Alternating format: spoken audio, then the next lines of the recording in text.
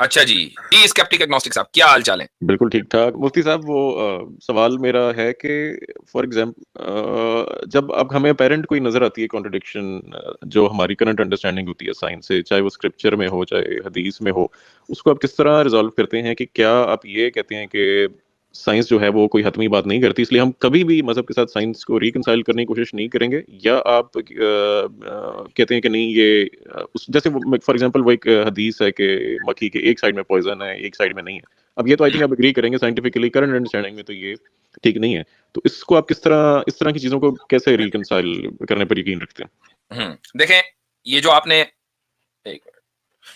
نے پوچھا ہے مجھ سے اصول, تو میں ایک ضابطہ آپ کو بیان کر دیتا ہوں. یہ ضابطہ سب سے پہلے جس جگہ میں نے پڑھا ہے اس کتاب کا ریفرنس بھی میں آپ کو دے دیتا ہوں, اور چونکہ بات اسلام کی ہو رہی ہے تو ظاہر سی بات ہے کہ اسلامک لٹریچر سے میں ریفرنس دوں گا. شیخ الاسلام ابن تیمیہ کی یہ کتاب ہے درء تعارض العقل والنقل, اس کی پہلی والیوم میں شروع میں ہی انہوں نے یہ بات لکھی ہے, اور اسی طریقے سے حضرت تھانوی نے الانتباہات المفیدہ میں یہ بات لکھی ہے کہ اگر کوئی عقلی سائنس, چونکہ عقل کے تحت آ جائے گی, وہ ایک بڑا ڈپارٹمنٹ ہے, اگرچہ سائنس جو ہے آج کل وہ امپیریکل ہے, لیکن پھر بھی ہم اس کو جب ڈویژن کریں گے بڑی ڈویژن تو ہم اس کو عقل کے تحت رکھیں گے, کہ اگر کوئی ڈیفینیٹو ریشنل یا سائنٹیفک کوئی فیکٹ ہے تو اس کا کسی ڈیفینیٹو ٹیکسچول ایویڈنس قرآن یا حدیث متواتر ان دونوں کے درمیان کبھی بھی کوئی کانٹرڈکشن ہو ہی نہیں سکتا. یہ پاسبل نہیں, اگر ہے تو دکھائیں. تو یہ جو میں نے آپ کو بتایا نا, قرآن کی آیت یا اسی طریقے سے حدیث متواتر, یہ دو چیزیں ہمارے یہاں ڈیفینیٹو ٹیکسچول ایویڈنس مانی جاتی ہیں. اب اگر آپ یہ کہیں کہ بھئی سائنس اس چیز کو تسلیم نہیں کرتی ہے کہ مکھی کے ایک پر میں شفا اور اس کے دوسرے پر میں بیماری ہوتی ہے, تو یہ چیز بھی اپنی جگہ محل نظر ہے, اور اس کی وجہ یہ ہے کہ سائنس ابھی اگر کسی چیز کو تسلیم نہیں کرتی تو اس کا مطلب یہ نہیں کہ کبھی نہیں کرے گی. اور اس کے علاوہ بھی جہاں تک مجھے یاد پڑتا ہے, میں نے اس حدیث کے اوپر جب تحقیق کی تو بہت سی سائنٹیفک ریسرچز اس تعلق سے آ چکی ہیں, لیکن آبویسلی سائنٹیفک ورلڈ کو کسی بھی چیز کو تسلیم کرنے میں ٹائم لگتا ہے, کانفرنسز ہوں گی وغیرہ وغیرہ, اور صورتحال یہ ہے کہ یہ دعویٰ سب سے پہلے چونکہ حدیث میں ہو گیا تو ایک طرح کا بائسنس بھی ہے کہ بھائی ہم کیوں اس چیز کو تسلیم کریں. تو یہ ساری چیزیں ہیں, تو میں نہیں سمجھتا کہ یہ کوئی کانٹرڈکشن ایسا ہے کہ اس کو سالو نہیں کیا جا سکتا. بہت سے ریسرچ پیپرز ہیں صاحب, مل جائیں گے گوگل پہ. جی ہاں, نہیں یہ اسٹڈیز میں نے پڑھی ہیں, وہ ایک اس میں مسئلہ جو ہے سینٹرل مسئلہ ابھی تک, جس میں سینٹرل ایشو جو ہے ابھی تک سیمیٹری کا ہے, کہ مکھیوں میں سیمیٹریکل کوئی اس طرح اپوزٹ نہیں ہے کہ رائٹ ونگ میں. انہوں نے کیا کیا, انہوں نے صرف ایک پر لے لیا اور کہا یہ دیکھیں کہ کچھ جراثیموں کے, اور وہ بالکل ہی ویک ترین اسٹڈی ہے جس میں سیمیٹری کا کوئی آنسر ہی نہیں ہے کہ ایک سائڈ پر پوائزن اور دوسری سائڈ پہ. لیکن میرا لارجر پوائنٹ پھر وہی ہے. نہیں میرے بھائی, آپ جو یہ کہہ رہے ہیں نا کہ یہ نہیں ہے, تو سوال یہ ہے کہ کیا یہ کبھی نہیں آ پائے گا؟ جی میرا اسی سے لنک سوال تھا کہ آپ سائنٹیفک فیکٹ اسٹیبلش ہونا کس کو کہتے ہیں کہ یہ اسٹیبلش ہو گیا؟ نہیں, فیکٹ تو اب سائنس استعمال, لفظ فیکٹ کا تو استعمال ہوتا ہی نہیں ہے سائنس میں. ہائیسٹ آپ تھیوری پہ جاتے ہیں. کوٹ کیا اشرف تھانوی صاحب کو کہ وہ کہتے ہیں کہ جو ہے وہ کبھی بھی کانٹرڈکشن میں نہیں. میں نے اسی لیے سائنس کا لفظ میں نے کہا کہ سائنس جو ہے وہ عقلی جو ریالم ہے, ڈومین ہے, اس کی ایک برانچ ہے ہمارے یہاں. اس میں تھوڑی سی مختلف رائے ہیں, اس میں امپیریسزم ورسز ریشنلزم والی وہ نہیں, میں اس میں نہیں جانا چاہ رہا ہوں. آئی نو میں اس میں نہیں جانا چاہ رہا. میں نے جب عقل کا لفظ بولا نا تو میں ریشنلزم کی بات نہیں کر رہا ہوں. وہ تو الگ الگ, مجھے معلوم ہے کہ دو اسکولز آف تھاٹ ہیں پورے ایپسٹیمولوجی میں, اس کا ڈسکشن ہے, میں اس کے بارے میں بات ہی نہیں کر رہا ہوں. میں اسلامک پوائنٹ آف ویو سے بات کر رہا ہوں کہ جب آپ کسی سائنٹیفک ڈسکوری کو پیش کرتے ہیں تو وہ بھی انسانی عقل کا ایک نتیجہ ہوتی ہے, ٹھیک ہے, چاہے وہ ہائپوتھیسز ہو, اس کے بعد ریسرچ ہو, ایکسپیریمنٹس ہو, انہیں کو اس کو استعمال کیا گیا ہو, لیکن وہ ایک انسانی عقل کا نتیجہ ہے, وحی کا نتیجہ نہیں ہے. یہ میں کہنا چاہ رہا ہوں, یہ وحی ورسز عقل ہے. جی بالکل, لیکن مفتی صاحب ہم جب فار ایگزامپل اسی انسانی عقل سے ہی جب کسی دوسرے مذہب کے اسکرپچر کو ریجیکٹ کر رہے ہوتے ہیں کسی انکنسسٹنسی کی بیسس پہ سائنٹیفک فیکٹس, پھر وہی پرنسپل ہم اسلام پہ کیوں نہیں اپلائی کرتے؟ چونکہ آپ کسی بھی ایک چیز کے ایک پہلو کو دیکھتے ہیں ہولسٹکلی, آپ اس کو نہیں دیکھتے. ابھی 2 اسٹریم پہلے ہم نے اس موضوع پر میری اسٹریم میں ہی بات کی تھی, وہ یہ کہ ہم کسی بھی ایسے کلیم کو کہ جس میں کوہیرنس ہو, کنسسٹنسی ہو, آتھینٹسٹی ہو, اور وہ امپاسبل نہ ہو, ہم اس کو ایکسپٹ کرنے کے لیے تیار ہیں. اب یہ 4 جو پیمانے ہیں یہ ہونے چاہیے. اب ہم دوسرے مذہب کو کیوں ریجیکٹ کرتے ہیں؟ چونکہ آتھینٹسٹی نہیں ہے, چونکہ کنسسٹنسی نہیں ہے, کوہیرنس نہیں ہے, کوئی بھی وجہ ہو سکتی ہے. آپ اسلام میں یہ ثابت کریں کہ بھائی کنسسٹنسی نہیں ہے اسلام کی, اور بات بنیادی اصولوں کی ہو رہی ہے, فری مسائل کی, چھوٹے موٹے مسائل کی نہیں ہو رہی ہے, بنیادی اصولوں کی کہ جن کے اوپر دین قائم ہوتا ہے, وہ مذہب کھڑا ہوا ہوتا ہے, اس میں ثابت کریں کہ کوہیرنس, کنسسٹنسی اور آتھینٹسٹی, اور پھر اس کے بعد وہ امپاسبلٹیز تو نہیں ہے. میں اس کی ایک مثال دے دیتا ہوں. مثال یہ ہے کہ حضرت عیسائیوں کے ہاں یہ عقیدہ کہ حضرت عیسیٰ علیہ الصلوۃ والسلام ہی خدا ہے, خدا ان کے روپ میں ہے, عیسیٰ کے روپ میں اس دنیا میں آئے، یا اسی طریقے سے ہندوؤں کے یہاں یہ عقیدہ کہ جی رام جی کی شکل میں، لکشمن اور کرشن جی کی شکل میں اوتار وغیرہ بن کر جو ہے خدا نے اس دنیا کے اندر روپ دھارا. تو یہ ساری چیزیں جو ہے وہ امپاسبلٹیز میں آتی ہیں. اس میں دیکھیں مفتی صاحب کیونکہ کوہیرنس اتنی ایک سبجیکٹیو چیز ہے. فار ایگزامپل میں اسی حدیث کروں تو میں کہوں کہ دیکھیں یہ کنسسٹنٹ یا یہ کوہیرنٹ نہیں ہے کہ ایک آل نوئنگ بینگ جو ہے اپنے نبی کے ذریعے ایک ایسی بات کہے جو سائنٹیفکلی اتنا کرسٹل کلیئر ہو کہ سائنس کی ڈومینز کو کہیں سے بھی ایکسیپٹ نہیں کریں. میں نے آپ کو پہلے ہی بولا کہ جو کوہیرنس کا جو ضابطہ ہے وہ آپ فری تعلیمات میں نہیں بلکہ اصول اور عقائد میں شامل کریں گے. کچھ چیزیں ایسی ہو سکتی ہیں کہ مثلا فی الحال سائنس اس کو ایکنالج نہیں کر رہا ہے، لیکن وہ ایک خبر واحد ہے، ٹھیک ہے، آپ اس کو نہ تسلیم کریں، سائنس کی بنیاد پر کافر نہیں ہو جائیں گے. بالکل ٹھیک ہے مفتی صاحب. اس میں پھر سوال لارجر پیدا ہوتا ہے جو کچھ بلکہ کئی سٹرنگز پہلے میں نے کہ حدیث میں ایسی چیزیں آ جانا جس پر کہ یہ تو چلیں ہو سکتا ہے آپ اس کو ایکسیپٹ کریں یا نہ کریں، لیکن بہت ساری چیزیں ایسی ہیں جو آپ بھی ایون اوتھینٹک بکس میں سے بھی کہیں گے کہ نہیں یار یہاں کوئی مسئلہ ہے، یا نریشن کا یا متن کا بھی. چلے نریشن چین میں تو سمجھ آتی ہے، اگر متن بھی کسی پوائنٹ پر آ کر اس ساری چین سے پھر بھی ریجیکٹ ہو جاتا ہے تو پھر مجھے بتائیں کہ اللہ تعالیٰ نے یا خدا نے آل نوئنگ نے اپنا جو آخری پیغمبر کے ذریعے جو میسج جو ہمیشہ کے لیے یوز ہونا ہے اس کے اوتھینٹک ہونے میں ابہام کہ ہمیں یہ کیسا امتحان ہے کہ ہمیں ایک عمل کرنا تو چلیں کریں یا نہ کریں، لیکن یہ صرف جان پانا کہ یہ ہولی پروفٹ نے کہا تھا یا نہیں کہا تھا اس میں بھی ابہام کیسے چھوڑا جا سکتا ہے خدا کی طرف سے؟ ہولی پروفٹ نے یا جس چیز کے اوپر ہمارا دین ٹکا ہوا ہے، جس کے بارے میں ہم سے سوال ہوگا، جو بنیادی عقائد ہیں اور اسی طریقے سے جو ہماری بنیادی عبادات ہیں، کہ جس کو حدیث جبریل میں جو 2 سوال تھے، بہت سارے کوشچنز میں حضرت جبریل نے رسول اکرم صلی اللہ علیہ وسلم سے کیے تھے. پہلا سوال تھا کہ ایمان کیا ہے، اور آپ صلی اللہ علیہ وسلم نے اس کا جواب دیا کہ تم اللہ پر، اللہ کے رسول پر، کتابوں پر، جنت جہنم قدر وغیرہ پر ایمان لاؤ. اور اس کے بعد حضرت جبریل نے سوال کیا کہ اسلام کیا ہے، تو اس پر رسول اللہ صلی اللہ علیہ وسلم نے فرمایا کہ تم گواہی دو اور اس کے بعد نماز پڑھو، زکات دو، روزہ رکھو. یہ وہ بنیادی چیزیں ہیں. اس میں مجھے بتائیے کہ کیا کہیں کوئی ابہام رہ گیا کہ اوتھینٹسٹی کا سوال ہے؟ اس میں ابہام یہ ہے کہ فار ایگزامپل حدیث جب کچھ حدیثوں میں جب آپ نے یہ مان لیا کہ ہاں یار ابہام ہے، اس کا مطلب ہے پوری جب اسٹرکچر حدیث کا جب کوسچن مارک ہوتا ہے تو اس میں تو نماز پڑھنے کا طریقہ کار ہی موجود نہیں ہے قرآن میں. تو نہیں، میں بتا دیتا ہوں آپ کو کہ تواتر جو ہے آپ نے لفظ سنا ہوگا. جی بالکل. اس کے ہمارے یہاں 4 قسمیں ہیں، ٹھیک ہے. ایک ہے تواتر سند، ایک ہے تواتر طبقہ، ایک ہے تواتر عملی، اور ایک ہے تواتر قدر مشترک. یہ 4 قسمیں ہیں تواتر کی. اس کی ایک مثال بھی دے دیتا ہوں میں آپ کو، ایک مثال. تواتر سند کی سمجھے سیکنڈ والا طبقہ کا مجھے بتا دیں گے وہ انگلش میں. تواتر طبقہ کا مطلب یہ ہے کہ ایک جنریشن نے دوسری جنریشن سے کوئی چیز سیکھی، صرف دیکھا نہیں اس کو بلکہ سیکھا. مثال کے طور پر قرآن کے جو الفاظ ہیں یہ تواتر طبقہ ہے، ٹھیک ہے. ہر جنریشن نے دوسری جنریشن سے سیکھا. اور تواتر عمل کا مطلب کیا ہے کہ ایک جنریشن نے دوسری جنریشن کو کام کرتے ہوئے دیکھا. تو نماز کی 4 رکعتیں، ظہر کی، عصر کی 4 رکعتیں، مغرب کی 3 رکعتیں، عشاء کی 4 رکعتیں، یہ تواتر عملی کی بنیاد پر ہے. لہٰذا کوئی اگر یہ کہے کہ نہیں مغرب کی 3 نہیں، میں تو 4 پڑھوں گا، 1 رکعت زیادہ پڑھوں گا، میں زیادہ عبادت کرنا چاہتا ہوں، کافر ہو جائے گا. اگر وہ یہ کہے گا کہ نہیں 3 نہیں، 3 غلط ہے اور 4 ہی صحیح ہیں، کافر ہو جائے گا، چونکہ وہ تواتر عملی کے خلاف جا رہا ہے. لیکن تواتر کے حق میں جو کوئی دلیل ہے وہ کیا قرآن میں کوئی تواتر کے حق میں دلیل ہے؟ اچھا، یہ حدیث تو ہے لا تشتروا امتی اور جی قرآن کی آیت ہے کہ اعوذ باللہ من الشیطان الرجیم ومن یبتغی غیر سبیل المؤمنین، یہ ہے غیر سبیل، کیا آیت ہے آیت جو ہے وہ میں نکال لیتا. ومن یبتغی غیر سبیل، اس طرح کیا ہے، نولیہ ما تولی ونصلہ جہنم. یس نولیہ ما تولی. جی یہ اس میں ہے سورہ 5ویں پارے میں جہاں تیسرا کوارٹر شروع ہو رہا ہے اس سے پہلے ومن یتبع غیر سبیل المؤمنین ومن یتبع غیر سبیل المؤمنین نولیہ ما تولی ونصلہ جہنم. کہ جو سوری سورہ بقرہ کی ایک اور ہے فإن آمنوا بمثل ما آمنتم به فقد اهتدوا. جی ٹھیک. تو یہ 2 آیتیں ہو گئیں. اب آپ اس میں دیکھیں جو پہلی آیت پڑھی گئی ہے وہ یہ ہے کہ مؤمنین کے راستے کے علاوہ اگر کوئی شخص کسی راستے پر چلے گا تو نولیہ ما تولی، ہم اس کو چلنے دیں گے جس طرف وہ جا رہا ہے، لیکن پہنچائیں گے جہنم میں، ونصلہ جہنم. ٹھیک ہے. یہ سورہ نساء کی آیت نمبر 115 ہے. ٹھیک ہے بھائی. اچھا اس میں تواتر کیسے عمل میں آ رہا ہے مجھے وہ کلیئر کر دیجیے. کیونکہ مؤمنین کا جو طریقہ ہے جو وہ ایک دوسرے سے سیکھ رہے ہیں یہ تواتر ہی تو ہے، یہ اجماع ہے. اجماع اور تواتر دونوں اسی آیت سے نکل کر سامنے آتے ہیں. بالکل صحیح، بالکل. آئی تھنک یہ کنونسنگ آپ کا جواب ہے. لیکن وہ سائنس والے اتباع، سوری ایک جملہ بولنا چاہ رہا ہوں. اتباع جب مومنین کی کرنی ہے تو وہ بحیثیت ایک مجموعہ کے ہوگی، اور مجموعے کا ایکسپریشن تواتر کے ذریعے ہی سامنے آ سکتا ہے. یعنی اجماع بھی جب ہم کہتے ہیں تو حقیقت میں صوری طور پر یعنی شکلی طور پر، نظری طور پر وہ اکثریت کی نمائندگی کر رہا ہوتا ہے. اب کسی فرد کا اگر اختلاف بھی پایا جاتا ہے اور وہ کبھی ریکارڈ نہیں ہوا تو اس کو بھی تواتر ہی کہا جائے گا. یعنی تواتر کا اندازہ ہی کثرت سے ہوتا ہے. بالکل ٹھیک ہے. میں اس کنوینس پہ بس میرا وہ سوال ابھی رہ گیا ہے کہ یعنی جب کچھ حدیث جب وہ رہ جاتی ہیں کوشچن مارک تو پورے حدیث کے سٹرکچر پر سوال کیسے نہیں سوال اٹھتا میرے بھائی. میں اس لیے کہہ رہا ہوں کہ ہمارے یہاں حدیثوں کو جانچنے کے کوئی ایک پیمانہ نہیں ہے، سند صرف معیار نہیں ہے بلکہ متن بھی معیار ہے کہ متن کو جانچا جائے گا.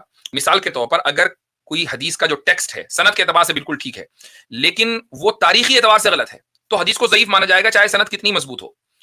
صحیح مسلم میں ایک روایت ہے کہ رسول اکرم صلی اللہ علیہ وسلم کا نکاح ام حبیبہ رضی اللہ عنہا سے اس وقت ہوا جبکہ صلح حدیبیہ کے بعد ہوا. ٹھیک ہے, ابو سفیان آئے اور اس وقت آپ صلی اللہ علیہ وسلم کی زوجیت میں انہوں نے ام حبیبہ رضی اللہ عنہا کو دیا.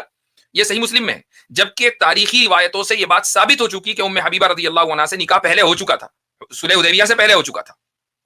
تو اب یہ جو چیز ہے نا, یہ اب یہاں سند کے اعتبار سے بالکل ٹھیک ہے لیکن متن کے اعتبار سے چونکہ گڑبڑی آ گئی تو اس حدیث کو معلل مانا جاتا ہے, اور معلل کہتے ہیں اس حدیث کو جو سند کے اعتبار سے ٹھیک ہو لیکن متن میں گڑبڑی ہو اس لیے اس کو ریجیکٹ کر دیا جاتا ہے. جی بالکل مفتی صاحب, یہ مجھے متن والے پہ ہی سب سے زیادہ یعنی سمجھ لیں سوال ہے یا حیرانگی ہے کہ جب تمام تر چین کے باوجود متن کلیش کر جائے, چاہے ہسٹوریکل کسی انڈرسٹینڈنگ سے چاہے قرآن پاک سے, اور اس کو یہ بات طے کرنے والے جو ہیں وہ نان نبی ہیں, وہ مطلب نبی کے علاوہ ہیں, تو یہ تو آلموسٹ نبوت کے درجے پہ فائز کرنے والی بات نہیں ہے. بخاری مسلم یا بات کہ فار ایگزامپل متن میں آپ نے ایک چیز آپ کے تک پہنچی صحیح چین سے, راوی میں کوئی سارے عادل راوی جو بھی اسٹینڈرڈ آپ لیں چاہے مسلم کے لیے بخاری کا آپ تک پہنچ گئی, کسی نے فار ایگزامپل شیخ البانی نے یا کسی اور نے کہا کہ نہیں اس میں یہ مسئلہ ہے متن میں, آپ نے تو جو allegedly ہولی پروفٹ کا کال تھا اس کو اپنی عقل سے آپ نے یہ کہا کہ نہیں یار یہ ایسا نہیں ہے. چونکہ اگر سند میں مان لیجیے 5 لوگ ہیں اور 5 لوگ کریڈیبل ہیں تو کریڈیبلٹی کا مطلب یہ نہیں ہوتا کہ وہ کبھی ان سے بھول چوک نہیں ہو سکتی.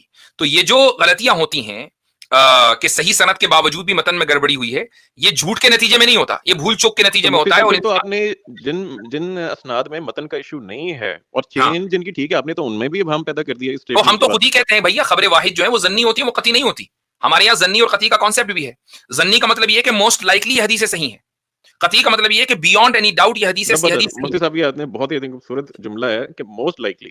کیا ہمارے پریکٹس جو ہے سب کانٹینٹ کی حد تک لے لیتے ہیں, کیا ہماری پریکٹس جو حدیث ہے وہ اس روشنی میں ہوتی ہے کہ یہ موسٹ لائکلی ٹھیک ہیں یا وہ آلموسٹ ان کو واجب یا فرض ٹائپ ان کو صورتحال دی جاتی ہے, اور جس کو کہتے ہیں کہ جو حدیث ڈینائی کرے وہ آپ میرے بھائی صرف سب کانٹیننٹ اور اسلام کا مسئلہ نہیں ہے, دنیا چلتی ہی ہے موسٹ لائکلی پر, دنیا ہی چلتی ہے موسٹ لائکلی پر. بہت بڑی اسٹیٹمنٹ ہے, آپ اس پہ غور کریں. میں اس کی مثال دے دیتا ہوں کہ اگر مان لیجئے عدالت میں آپ نے ایک ملزم کے خلاف کچھ ثبوت پیش کیے تو یہ ضروری نہیں ہے کہ وہ ثبوت 100% ایکوریٹ ہوں, اس کے باوجود بھی عدالت جو ہے وہ شخص کو مجرم مانتی ہے. مثلا کسی آدمی کا ڈی این اے کوئی چیز وہاں پڑی ہوئی ہے جائے وقوع پر, قتل کی جگہ پر, اور وہ اس کا ڈی این اے کسی سے میچ ہو گیا, یہ کیا ضروری ہے کہ اسی آدمی نے قتل کیا ہو, لیکن یہ اس کے خلاف ثبوت بن جاتا ہے. آپ کے ساتھ ہوں اس میں ان لوگوں میں سے نہیں ہوں جو میں کہتے ہیں کہ تمام حدیث بعد میں فیبریکیٹ, لیکن یہ موسٹ لائکلی والی جو بات ہے یہ مجھے اچھا لگا سن کر, اور لیکن اس اسپرٹ میں مجھے وہ فالو ہوتا ہوا نظر نہیں آتا کہ وہ اسی طرح سمجھا جاتا ہے کہ جس نے اس کو حجت مطلب اسی طرح سمجھا, چونکہ دنیا اسی طریقے سے آپریٹ کرتی ہے. میں نے تو آپ کو عدالت دنیا کو آپریٹ کرنا مفتی صاحب سمجھ میں آتا ہے, دین میں جہاں ایبسولوٹزم کیونکہ وہاں زیادہ اٹیچ ہو جاتا ہے وہاں پھر حدیث کو جب اس طرح بھائی حدیثیں بھی تو ہمارے لیے ہیں نا, اس دنیا میں رہنے کے لیے ہیں, تو ہم دنیا میں جس طریقے سے دنیاوی مسائل کو آپریٹ کرتے ہیں اور چلاتے ہیں سمجھتے ہیں اسی طریقے سے حدیثیں بھی ہیں کہ ہم ظن غالب, اس کو بولتے ہیں ظن غالب, اسٹرانگر اسمپشن کی بنیاد پر یہ فیصلہ کرتے ہیں کہ یہ حدیث چونکہ قرآن سے کانٹرڈکٹ نہیں کر رہی, اس حدیث میں بظاہر یہ ثابت نہیں ہو رہا ہے کہ کسی راوی سے کوئی غلطی ہوئی ہوگی یا کوئی بھول چوک ہوئی ہوگی, تو موسٹ لائکلی یہ حدیث ہے لہٰذا اس کے اوپر عمل کیا جائے گا. یہاں تک کہ اس سے اسٹرانگر کوئی دلیل آ جائے جو اس کو نیگیٹ کر دے تو بات الگ ہے. بالکل ٹھیک ہے. آئی تھنک میں جو جملہ آپ نے کہہ دیا اس کے بعد میری مزید بس اچھا میں اس پہ اگر حضرت اجازت دیں تو ایک دو بات کہنا چاہتا ہوں. دیکھیں دو الگ مسئلے ہیں, ایک ہے حجیت حدیث, وہ تو نص قطعی سے یعنی نص قطعی سے آپ کے سامنے آتی ہے. حجیت حدیث یا حجیت سنت جو بھی آپ بولنا چاہیں, یعنی نبی پاک صلی اللہ علیہ وسلم کی تبیین تفسیر جو کہ قرآن سے, وہ تو نص قطعی سے پتہ چلتا ہے کہ اللہ تعالیٰ فرماتے ہیں کہ ہم نے آپ پر کتاب نازل کی لتبین للناس ما نزل الیہم, تاکہ آپ بیان کر دیں کہ جو ان کے اوپر نازل ہو. یعنی رسول پاک صلی اللہ علیہ وسلم کا قرآن کا تبیین کرنا یہ خارج از قرآن سمجھ آتا ہے آپ کو. تو نص قطعی سے حجیت حدیث یا حجیت سنت کا تو پتہ چل گیا. اب اس کی جو اختلافات ہیں یہ حجیت کو ساکت نہیں کرتے, یہ تحقیق کا تقاضا کرتے ہیں. اب خود قرآن نے آپ کو کہہ دیا کہ آپ کے پاس کوئی خبر پہنچتی ہے اور آپ کو ذرائع پر شک گزرتا ہے تو آپ تحقیق کریں اور تحقیق کے بعد آپ حق تک پہنچیں. یہ اتنی سمپل بات ہے. اب یہ کہنا کہ فلاں حدیث پہ یہ حکم لگا ہے یا فلاں حدیث پہ لگا ہے تو پورے کے اوپر کوسچن مارک لگ گیا ہے, تو اسکیپٹک گنوسٹک بھائی مجھے یہ بتائیں, نہ اس سے کوئی دنیا کا شعبہ بچے گا, نہ عدالت بچے گی, نہ فیملیز بچیں گی, کوئی بھی نہیں بچے گا. بالکل کچھ نہیں بچے گا, کیونکہ آپ اپنی بیوی کے کال پر یقین کرتے ہیں کہ وہ آپ کے ساتھ بے وفائی نہیں کر رہی. آپ کے بچے آپ کے کال پر یقین کرتے ہیں کہ وہ آپ ہی کے ہیں, ٹھیک ہے نا. تو اسی طریقے سے میں یہ آپ کو بتا رہا ہوں, بالکل آپ نے 100% ٹھیک بات کی. ورنہ ایک شک ہوگا تو اسکیپٹک اگنوسٹک بھائی سارے اگنوسٹک ہو جائیں گے. یہ بھی اچھا میں جواب دے دوں. نہیں میں دیکھیں میں سمجھ گیا آپ کے ذہن میں جو اشکال ہے نا وہ یہ ہے کہ چلو یہ تو دنیا کر رہی ہے نا, حدیث کے ساتھ ایسا کیوں ہوا؟ حدیث تو ہر ایک ڈیفینیٹ ہونی چاہیے تھی نا. یہ آپ نے مجھ سے شاید اس سے پہلے بھی ایک مرتبہ سوال کیا تھا. بالکل کئی اسٹریمز پہ. اور آپ کے ذہن میں یہی سوال ہوگا کہ بھائی نبی کی پھر وہ حیثیت ہونی چاہیے. دیکھیں اس کی وجہ جو میں نے اس سے پہلے بھی بتائی تھی, اگرچہ آپ کسی اسٹریم میں گئے تھے حارث سلطان کی, شاید آپ کو وہاں میرے سے جواب پر اعتراض ہوا تھا. وہ یہ تھا کہ خدائی حکمت کا تقاضا یہ تھا کہ جو اصول ہیں اور جو فروع ہیں ان کے درمیان فرق ہو. حدیث متواتر سے اور قرآن کی آیتوں سے اصول نکلتے ہیں, اور فروع میں عمل کرنے نہ کرنے, کس طرح کرنا ہے کس طرح نہیں کرنا ہے, اس کی گنجائش نکلتی ہے. میں ایک مثال دے دیتا ہوں کہ خدا کے اوپر ایمان لانا ہے. اب اس میں کوئی تفصیل نہیں ہے کہ جی اس طرح ایمان لانا ہے کہ اس طرح آدھے پر ایمان لے آئے, پونے پر ایمان لے آئے, سیدھا ہو کر رات میں لے آئے, دن میں لے آئے, ایسا کچھ نہیں ہے. ایمان لانا ہے تو ایمان لانا ہے 100%. اس میں کسی تفصیل کی مزید کوئی گنجائش نہیں رہ گئی. تقدیر کو ماننا ہے تو ماننا ہے, ٹھیک ہے. نماز پڑھنی ہے تو نماز پڑھنی ہے, اس میں گنجائش نہیں ہے کہ کہے کہ 3 پڑھنی ہے کہ 5 پڑھنی ہے. لیکن تفصیلات میں کہ کیسے پڑھنی ہے, کہ رکوع میں جانے سے پہلے ہاتھ اٹھانے کہ نہیں اٹھانے ہیں, اس میں اختلاف ہے. اور اس میں اختلاف کی گنجائش ہے, اس میں کوئی مسئلہ نہیں ہے. یہ نہیں ہے کہ جو ہاتھ اٹھا کے پڑھ رہا ہے اس کی نماز نہیں ہو رہی ہے, جو نہیں پڑھ رہا ہے اس کی نماز ہو رہی ہے, ایسا کچھ نہیں ہے. تو اس فرق کو باقی رکھنے کے لیے حکمت الہی کا تقاضا تھا کہ کچھ حدیثیں ایسی بھی ہوں کہ جن پر ظن غالب کی بنیاد پر, اسٹرانگر اسمپشن کی بنیاد پر فیصلہ کیا جائے. جی مفتی صاحب, یہ لاسٹ ٹائم آپ نے بھی کیا تھا, مجھے یہ بالکل بھی مطمئن نہیں کر سکا لاجک. اس کی وجہ میں آپ کو بتاتا ہوں. دیکھیں اگر تو کچھ چیزیں رکھنی تھیں, آپ سمجھ لیں کہ انسانوں کی کچھ فہم پر چھوڑنی تھیں, تو اس میں نبی کے قول کو ابہام کا شکار بنانا کہ انہوں نے کہا تھا یا نہیں بنانا تھا, اس کی ضرورت نہیں تھی, کیونکہ اس سے ان کی ڈسرسپیکٹ کا بھی آنسر نکلتا ہے. کہ اس کا جواب بھی دے دیتا ہوں. صحابہ کے لیے ہر حدیث متواتر تھی, ان کے لیے خبر واحد نہیں تھی. بالکل صحیح. ٹھیک. اب صحابہ کے لیے صحابی نے رسول اللہ صلی اللہ علیہ وسلم کو جو کہتے ہوئے دیکھا سنا اور جو کرتے ہوئے دیکھا, اس پر اسی طریقے سے, اگر اس چیز پر عمل کرنا ضروری تھا تو اس پر اسی طریقے سے عمل کرنا اس صحابی کے لیے ضروری تھا. اب رسول اللہ صلی اللہ علیہ وسلم کی زندگی میں عمل کے حوالے سے الگ الگ اسٹیجز آئے ہیں. مثال کے طور پر شرابیں ایک دم بینڈ نہیں ہوئی. اسی طریقے سے نماز کی جو مکمل کیفیت ہے وہ ایک دم نہیں آئی ہے, کبھی کچھ آہستہ آہستہ آہستہ اس کے اندر پروگریشن ہوا ہے. اس کی ایک مثال دے دیتا ہوں. اس کی مثال یہ ہے کہ ایک حدیث ہے کہ رسول اللہ صلی اللہ علیہ وسلم کان یرفع یدیہ فی کل رفع و خفض, کہ آپ صلی اللہ علیہ وسلم ہر اٹھنے بیٹھنے پر رفع یدین کرتے تھے, ہر اٹھنے بیٹھنے پر, یہاں تک کہ اگر سجدے سے ایک مرتبہ اٹھیں تو بھی رفع یدین. اس حدیث کے اوپر اتفاق ہے ائمہ اربعہ کا, علماء کا, کہ اس میں پروگریشن ہوا ہے. وہ پروگریشن اس طریقے سے ہوا ہے کہ نہیں, بعض جگہوں پر پھر بعد میں رفع یدین کو, ہاتھ اٹھانے کو ختم کر دیا گیا. اب جو حنفی پوزیشن ہے وہ آگے تک گئی ہے کہ نہیں, ہر جگہ پہ ختم کر دیا گیا سوائے نماز میں شامل ہوتے وقت, اس جگہ باقی رکھا گیا. شافعی اور حنبلی یہاں تک پہنچے کہ نہیں, ہر جگہ پہ ختم کر دیا گیا, لیکن صرف رکوع میں جاتے ہوئے رہ گیا اور رکوع سے واپس آتے ہوئے رہ گیا, باقی جگہ ختم کر دیا گیا. لیکن ختم کرنے پر سب کا اتفاق ہے. اب آپ یہ دیکھیں کہ صحابی کے لیے جس طرح اس نے دیکھا اسی طریقے سے عمل کرنا ضروری ہے, لیکن جب وہ حدیثیں بعد میں گئی ہیں تو اب اس کے اندر بھول چوک کا امکان ہو گیا, تو اس میں نبی کا درجہ کم نہیں ہوا, ورنہ صحابہ کے لیے کچھ باتیں ماننی چاہیے. جی یہ لیکن بہت ہلکے معاملات ہیں, میں اس طرف جانا نہیں چاہ رہا تھا. وہ 11,000 وولٹ کا ٹاپک ہے, جیسے انجینئر صاحب کہتے ہیں. وہ یہ ہے کہ قرآن کی بھی کون سی آیت منسوخ ہے, کون سی نہیں ہے, اور ایون قرآن کی ترتیب بھی, چلیں ترتیب نہ بھی لیں تو کون سی آیت کہاں لی جائے گی, اور ناسخ منسوخ والا جیسے میں نے ذکر کیا وہ بھی حدیث میں اس سے رہنمائی لی جاتی ہے. قرآن کی کوئی بھی آیت 100% منسوخ نہیں ہے, 100% نہیں, لیکن کون سی آیت منسوخ ہے کون سی نہیں ہے, یہ کیا اس کے لیے حدیث سے دلیل نہیں لی جاتی؟ نہیں, دلیل لی جا سکتی ہے, لیکن ظاہر سی بات ہے کہ اچھا ایک چیز یہ بھی ہے کہ نسخ جو اختلاف ہوا ہے نا کہ کون سی آیت منسوخ ہے, اب اصل میں بات یہ ہے کہ آپ انجینئر صاحب پھر انجینئرنگ گڑبڑ ہو جاتی ہے دین کی. نہیں میں ان سے بالکل اس معاملے میں متاثر نہیں ہوں, میں نے صرف ان کا فریز یوز کیا 11,000 وولٹ. ہاں, تو بات یہ ہے کہ جو نسخ کا جو لفظ ہے نا, چونکہ تھوڑا سا بورنگ ٹاپک ہو جائے گا, میں مختصر کر رہا ہوں کہ نسخ کا جو لفظ ہے وہ متقدمین یعنی جو ارلی اسکالرز ہیں ان کے یہاں دوسرے معنی میں استعمال ہوتا تھا, اور جو بعد کے اسکالرز ہیں ان کے یہاں دوسرے معنی میں استعمال ہوتا تھا. جو ارلی اسکالرز ہیں ان کے یہاں کسی بھی طرح کے امینڈمنٹ کو, مثلا کوئی آیت جو ہے جنرل ہے اس کو خاص کر دیا گیا, اس کو نسخ مانا جاتا تھا. لیکن متاخرین کے یعنی جو بعد والے اسکالرز ہیں, کینسلیشن اور ایبروگیشن کو انہوں نے نسخ مانا. آج جب نسخ کا لفظ بولیں گے تو ہم بعد کی جو آج کی اصطلاح ہے اور اس کے مطابق بولیں گے, جو متقدمین کی اصطلاح ہے اس کے مطابق نہیں بولیں گے. لیکن اس ٹرمینالوجی کی وجہ سے مسلمانوں میں, علماء میں اختلاف ہو گیا کہ کتنی آیتیں منسوخ ہیں, یہ وجہ رہی. دیکھیں اس میں مفتی صاحب وہ مسئلہ بہت گہرا یہ ہے کہ دیکھیں ایک تو یہ جو مختلف تعریفیں یا مختلف ابھی تک جو اگریمنٹ نہیں ہے اس کے بھی پیچھے حدیثیں ہی نکلتی ہیں کہ اس وجہ سے یہ والا لاجک لیا گیا، اس وجہ سے یہ، اور جو قرآن کی کمپائلیشن ہے وہ بھی جس مطلب سمجھ لیں جس طریقہ کار سے حدیث آئی اسی طریقے سے قرآن پاک آیا. فرق کیا ہے اب دلیل کیا؟ ایک جملہ مفتی صاحب، ایک جملہ یہ کہ وہ آپ یہ دلیل کہ قرآن ہولی پروفٹ کے ٹائم پہ ہی مکمل کیا گیا تھا، اس کی دلیل بھی حدیث سے ہی لیتے ہیں. قرآن کے اپنے انٹرنلی پورے کمپلیٹ ہونے کا کہیں کوئی قرآن میں کوئی فارمولا یا کوئی کسی قسم کا کرسٹل کلیئر بات نہیں ہے، وہ بھی حدیث سے. الیوم اکملت لکم دینکم واتممت علیکم نعمتی ورضیت لکم الاسلام دینا، قرآن کی آیت ہے، ٹھیک ہے. اب اس کے بعد صرف ایک یا دو آیتیں نازل ہوئی ہیں، صرف ایک یا دو آیتیں، یہ قرآن میں دین کو مکمل کر دیا گیا.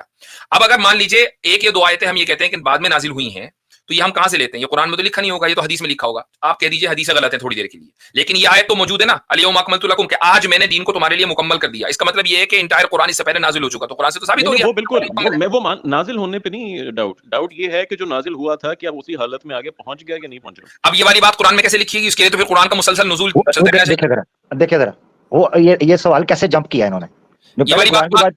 میں بڑا کلیئر.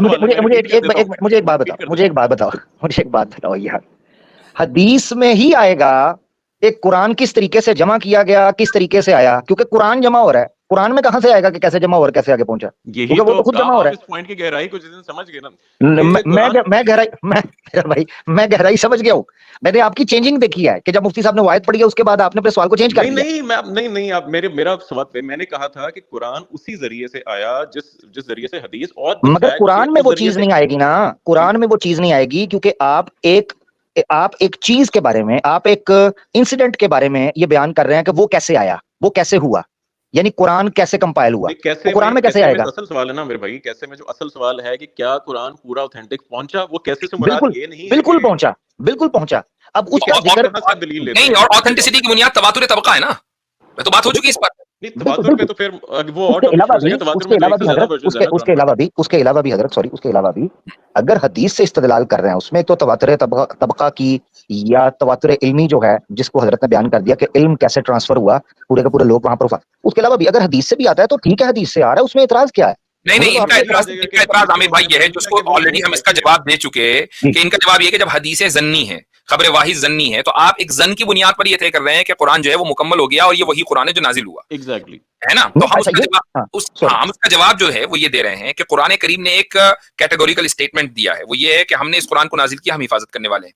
اب اس کے بعد تواتر طبقہ کی بنیاد پر یہ طے ہوا کہ یہ وہی قرآن ہے جو صحابہ نے رسول اکرم صلی اللہ علیہ وسلم سے سیکھا ہے.